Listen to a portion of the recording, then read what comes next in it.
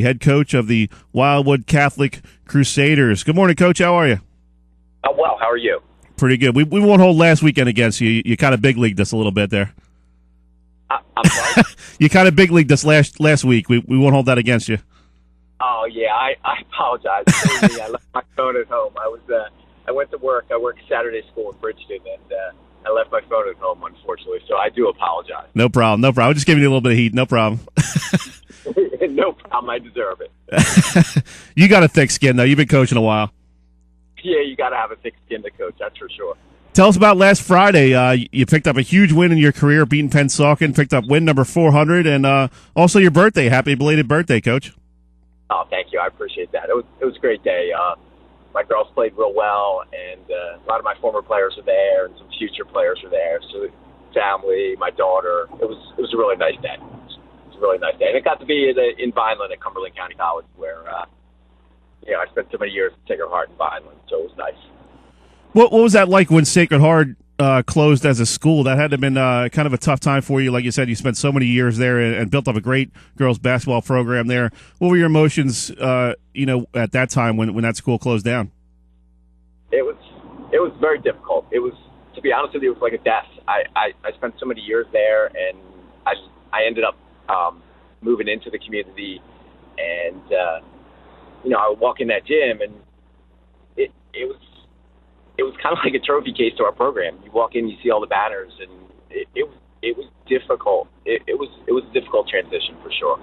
I missed school. I'm still in touch with many of my former players in there, and many former teachers. But unfortunately, time moves on, and here we are at Catholic building a new tradition.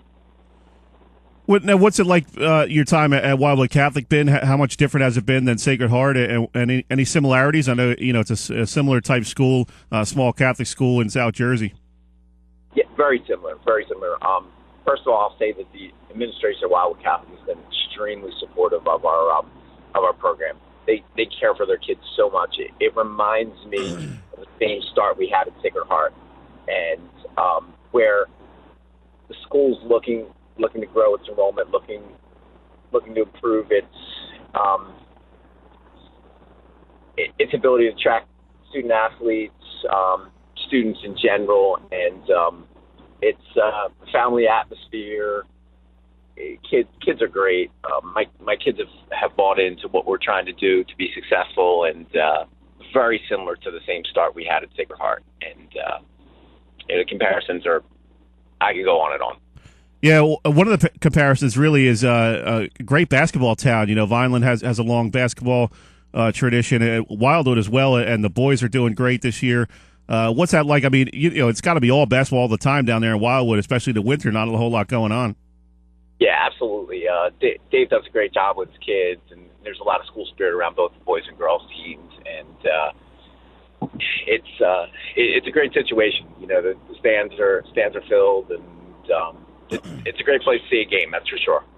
Very very much like the gym at Sacred Heart, except I compare the Wildwood Catholic gym to I call it the Fenway Park of high school basketball. It's got its own unique feel, that's for sure.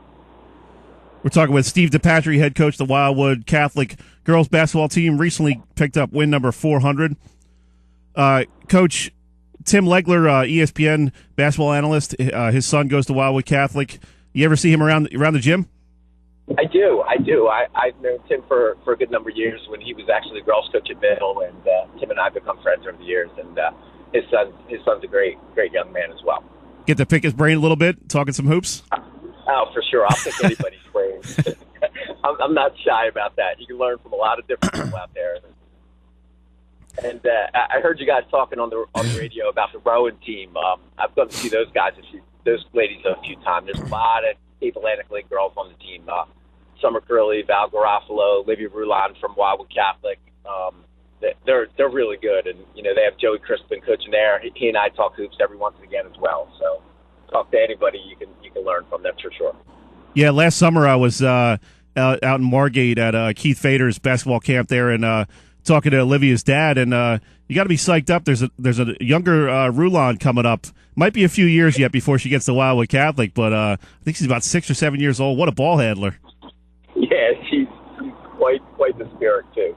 She's got incredible energy level, that's for sure. What was it like coaching Olivia? I mean, she was, one of the top players last year in the Cape Atlantic League, and I'm sure she's going to have a great career over there at Rowan. Oh yeah, Liv and I talk a couple times a week. She's a great kid. She was I refer to Liv as a gunslinger. She won football and basket, that's for sure, and she's continuing that at Rowan and doing a great job at the collegiate level. And as a matter of fact, I went to see them last Saturday again. I'd seen them earlier in the year and went to see them again last Saturday.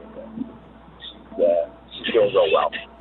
How cool is that when you see some of these local Cape Atlantic League players kind of stay home a little bit and play for, teams like Rowan and Stockton? Obviously, they have a big game coming up on Wednesday night in Galloway, and it's nice to see those kids staying home and really making a name for themselves locally beyond just the high school level. I don't think people realize how good some of the talent is in the Cape Atlantic League. We have young ladies all over the East Coast playing basketball, and even some in the Midwest with Kennedy Johnson. I was speaking to her yesterday. Dana Dorenzo from St. Joe's having a great freshman year at St. Francis, and certainly all the girls at Stockton and Rowan, and even a school like Cumberland County College, and now this year Atlantic Cape community is doing real well. So there's a lot of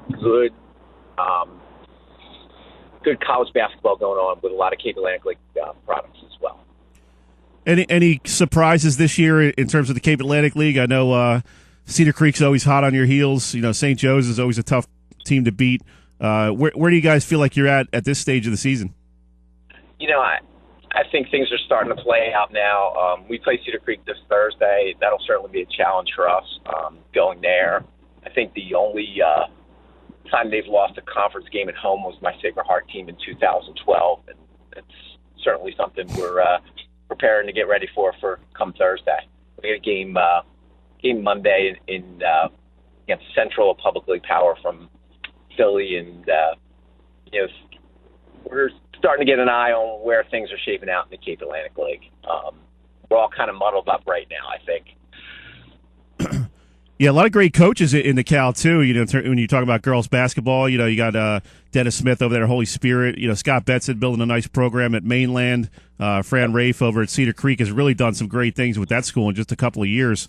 Got to be kind of neat to go against some of these coaches who have such an extensive basketball history and knowledge. It's got to be a fun challenge and kind of a cool camaraderie thing when you get to go against coaches like this on a nightly basis. Yeah, absolutely. And those are some of the current folks. And in my time, there've been some other people as well. Cape Atlantic League's produced not only some great players but some great coaches for sure.